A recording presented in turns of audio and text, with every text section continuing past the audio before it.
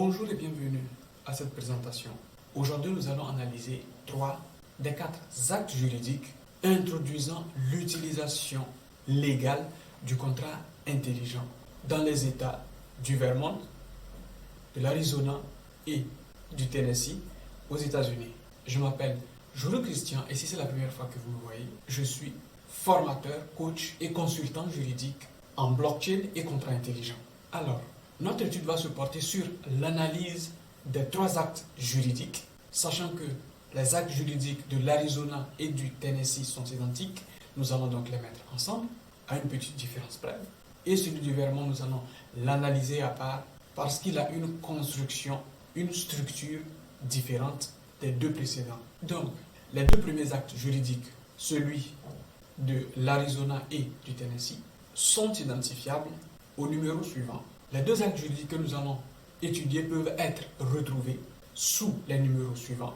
D'abord, celui de l'Arizona au numéro AZ HB 2417 du 29 mars 2017 et ensuite celui du Tennessee au numéro TNSB 166 espace 2 du 26 mars 2018. Je tiens à souligner un moment très important. Lorsque vous irez à la recherche de ces 2 actes juridiques, je vous conseillerais d'écrire tout en anglais afin de les retrouver beaucoup plus rapidement et plus facilement. Alors, ces lois amendent des statuts déjà existants afin de permettre l'introduction de nouvelles technologies basées sur les registres décentralisés, donc sur la blockchain. Par exemple, dans le cas de l'acte juridique de l'Arizona, nous retrouvons cet amendement à l'article 5 qui est intitulé Technologie blockchain. Cet article numéro 5 va traiter de 4 choses. La première, il s'agira de parler des signatures, puis des enregistrements faits sur la blockchain.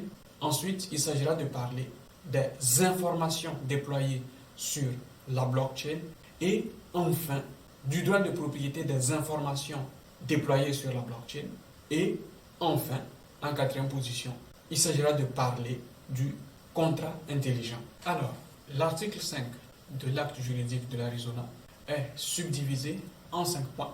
Et le premier point va nous parler de la nature de la signature au sein d'une blockchain en nous disant que cette signature a non seulement une nature électronique, mais également elle a la nature d'une signature électronique. Ensuite, le deuxième point va nous parler de la nature de l'enregistrement sur la blockchain en affirmant d'entrée de jeu qu'elle a une nature électronique et donc que cet enregistrement a une nature d'enregistrement électronique.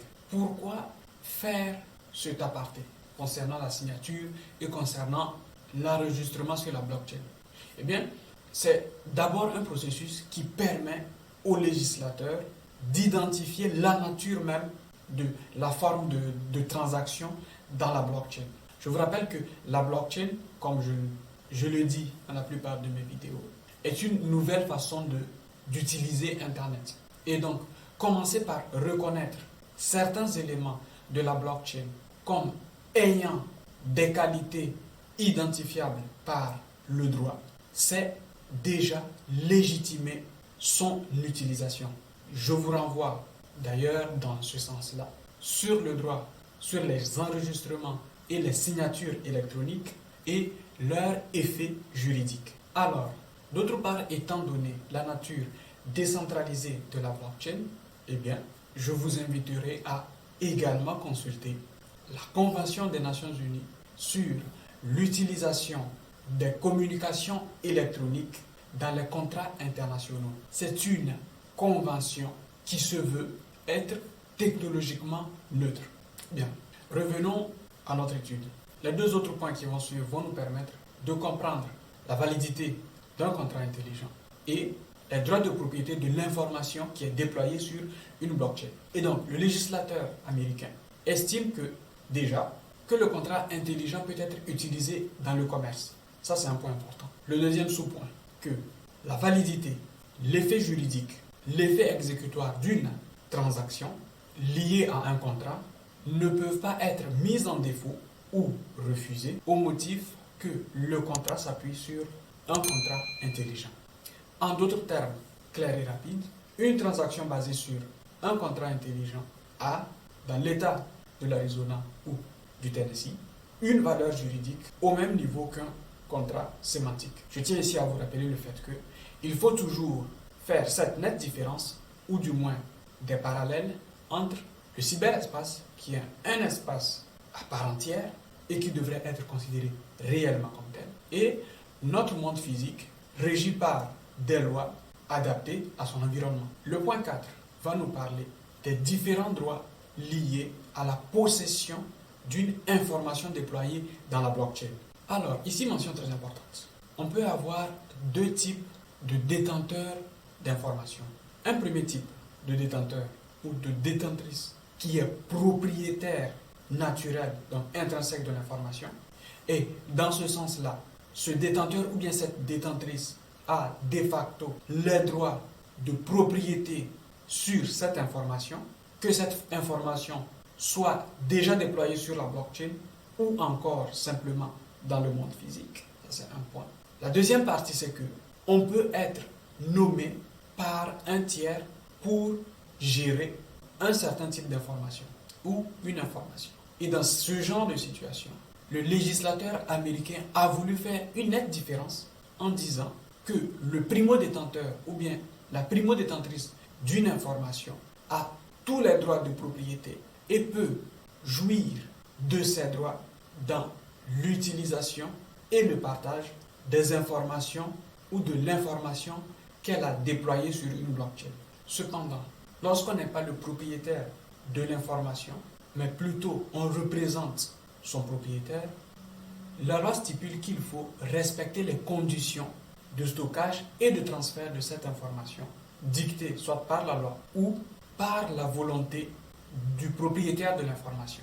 Prenons un exemple pour comprendre la situation. Aujourd'hui et de plus en plus, les États permettent à des banques d'être des dépositaires de crypto-monnaies et particulièrement du Bitcoin. Donc, moi, en tant que client, si je vais à ma banque déposer un ou mes Bitcoins, la banque devra suivre le règlement sur le stockage et le transfert de mes Bitcoins.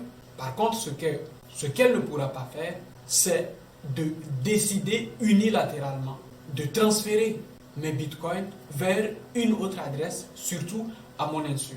Donc, en d'autres termes, cette information personnifiée par la transaction Bitcoin revêt ici toutes les règles correspondant aux droits de la propriété privée. Alors, le dernier point, je l'ai classé en mention spéciale parce qu'en ce point-là, on définit d'une part la blockchain et d'autre part le contrat intelligent. Alors, les deux actes juridiques, celui du Tennessee et de l'Arizona, définissent la blockchain comme une technologie de registre décentralisé qui utilise des registres distribués, décentralisés, partagés et réplicables dont la nature est soit publique, soit privée, avec une gouvernance contrôlée ou sans gouvernance centralisée et avec la possibilité d'utiliser une crypto-monnaie ou de ne pas du tout l'avoir. Ici, par exemple, je pense au registre décentralisé Corda. Les deux actes juridiques supposent que les données des registres sont protégées par la cryptographie et sont à la fois immuables et auditables et, en ce sens-là, fournissent une vérité non censurée. Ici, j'émets quelques réserves.